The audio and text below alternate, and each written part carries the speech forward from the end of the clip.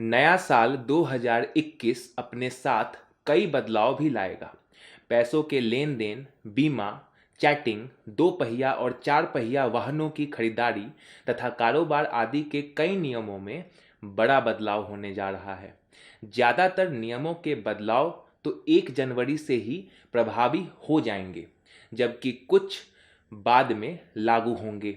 आइए जानते हैं 1 जनवरी और उसके बाद लागू होने वाले बदलावों और उनके प्रभावों के बारे में।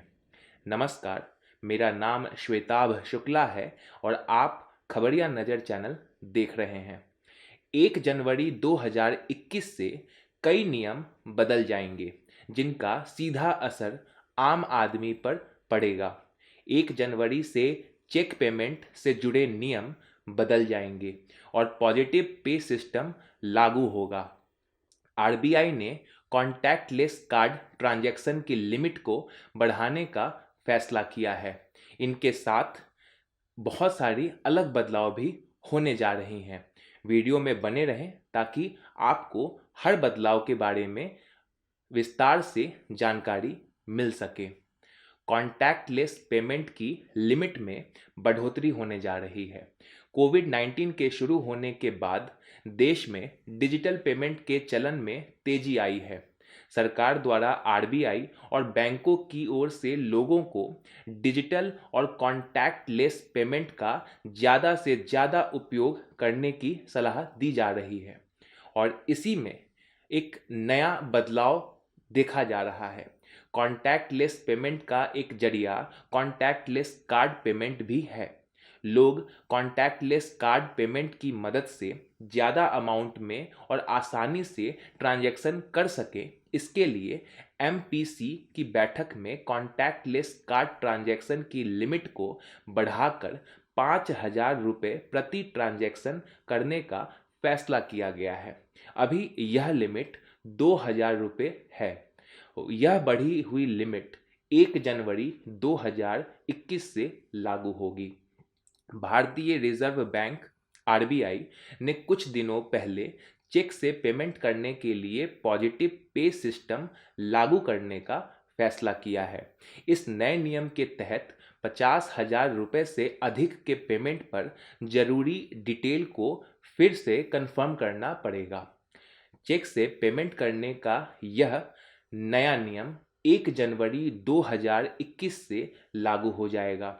आरबीआई के गवर्नर ने अगस्त में मॉनेटरी पॉलिसी कमेटी यानी एमपीसी की मीटिंग में इस बात का ऐलान किया था।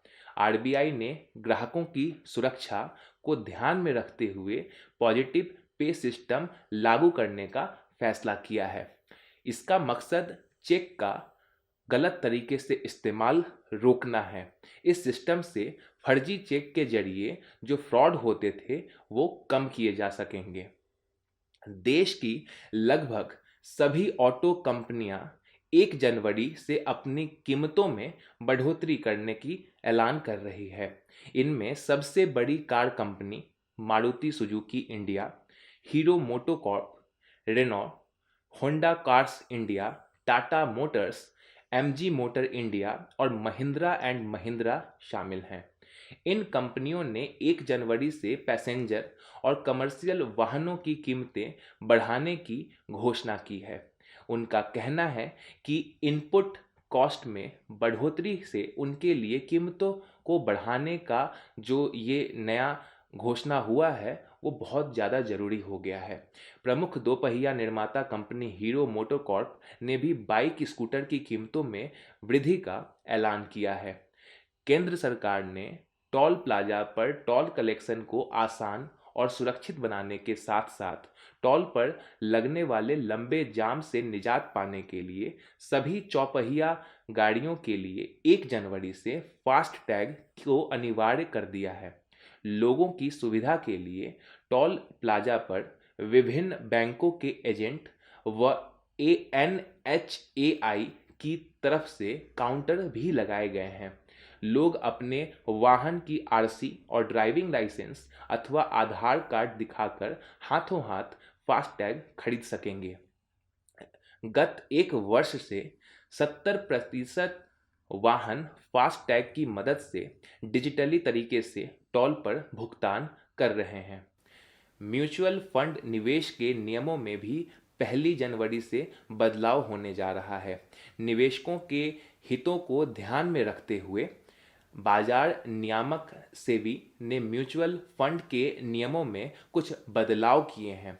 नए नियम लागू होने के बाद फंड का 75% हिस्सा इक्विटी में निवेश करना अनिवार्य होगा, जो फिलहाल 65% है।